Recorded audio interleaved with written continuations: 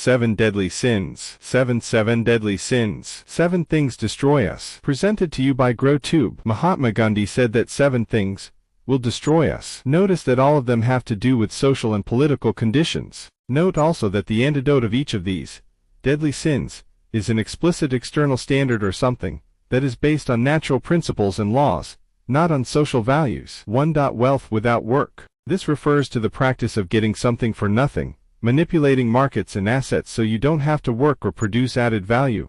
Just manipulate people and things. Today there are professions built around making wealth without working, making much money without paying taxes, benefiting from free government programs without carrying a fair share of the financial burdens, and enjoying all the perks of citizenship of country and membership of corporation, without assuming any of the risk or responsibility. How many of the fraudulent schemes that went on in the 1980s, often called the decade of greed, were basically get-rich-quick schemes or speculations promising practitioners you don't even have to work for it? That is why I would be very concerned if one of my children went into speculative enterprises, or if they learned how to make a lot of money fast without having to pay the price by adding value on a day-to-day basis. Some network marketing and pyramidal organizations worry me because many people get rich quick by building a structure under them that feeds them without work. They are rationalized to the hilt. Nevertheless, the overwhelming emotional motive is often greed.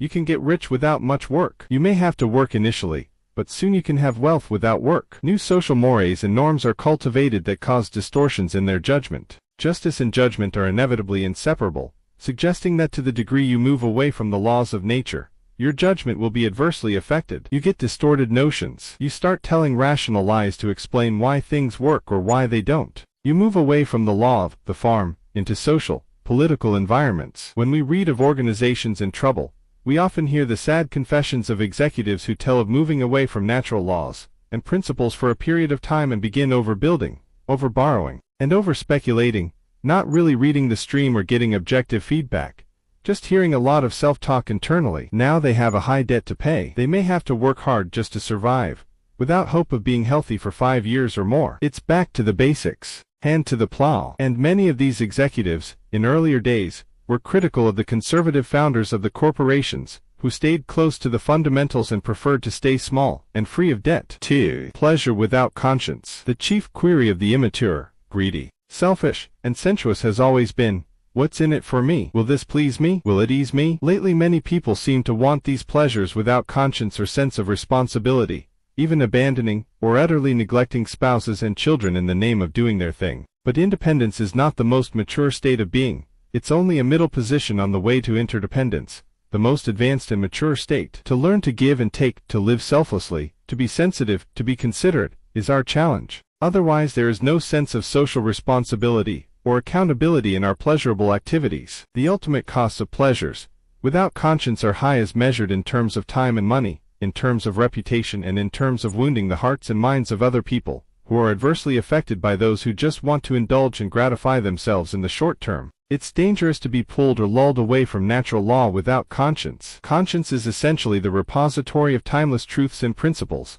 the internal monitor of natural law. A prominent, widely published psychologist worked to align people with their moral conscience in what was called integrity therapy. He once told me that he was a manic depressive. I knew I was getting suicidal, he said. Therefore, I committed myself to a mental institution. I tried to work out of it, neutralize it, until I reached the point where I could leave the hospital. I don't do clinical work now because it is too stressful. I mostly do research. And through my own struggle, I discovered that integrity therapy was the only way to go. I gave up my mistress, confessed to my wife, and had peace for the first time in my life. Pleasure without conscience is one of the key temptations for today's executives. Sometimes on airplanes I'll scan the magazines directed at executives, noting the advertisements. Many of these ads, perhaps 2/3 of them, invite executives to indulge themselves without conscience because they deserve it, or have earned it, or want it, and why not give in and let it all hang out. The seductive message is, you've arrived. You are now a law unto yourself. You don't need a conscience to govern you anymore. And in some ads you see 60-year-old men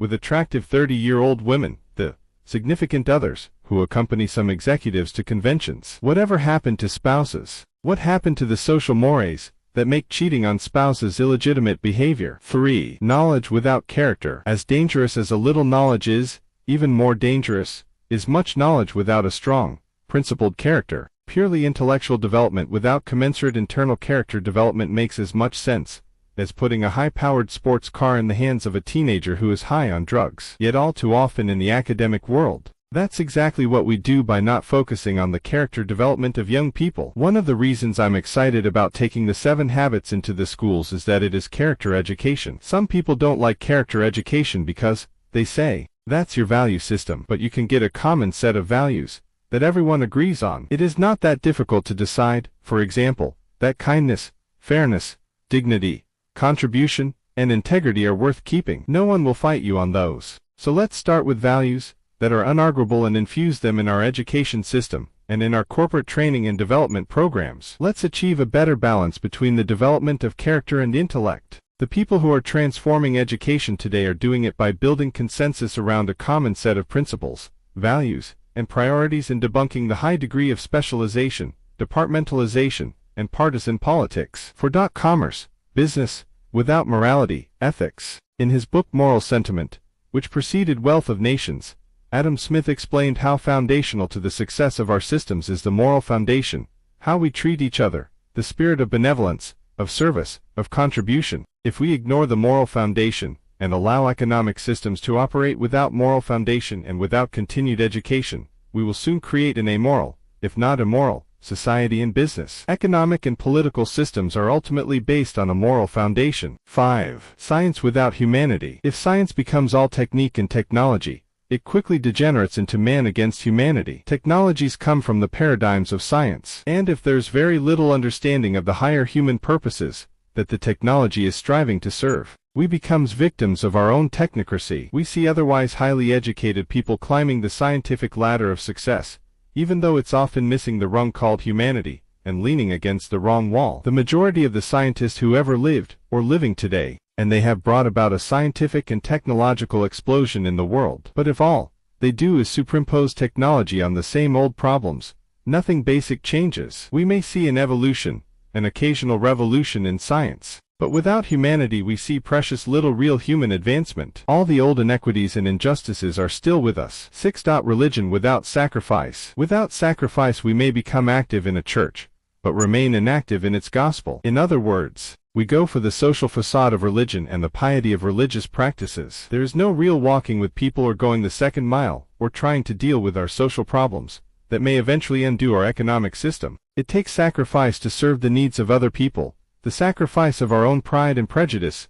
among other things. If a church or religion is seen as just another hierarchical system, its members won't have a sense of service or inner worship. Instead they will be into outward observances, and all the visible accoutrements of religion, but they are neither God-centered nor principle-centered. I've come to believe that they require a broken heart and a contrite spirit, and that, for some, is the ultimate sacrifice. For example, I once observed a marriage where there were frequent arguments. One thought came to me: these two people must have a broken heart and a contrite spirit toward each other, or this union will never last. You can't have a oneness, a unity, without humility. Pride and selfishness will destroy the union between man and God, between man and woman, between man and man, between self and self. The great servant leaders have that humility, the hallmark of inner religion. I know a few CEOs who are humble servant leaders, who sacrifice their pride and share their power, and I can say that their influence both inside and outside their companies is multiplied because of it. Sadly, many people want religion,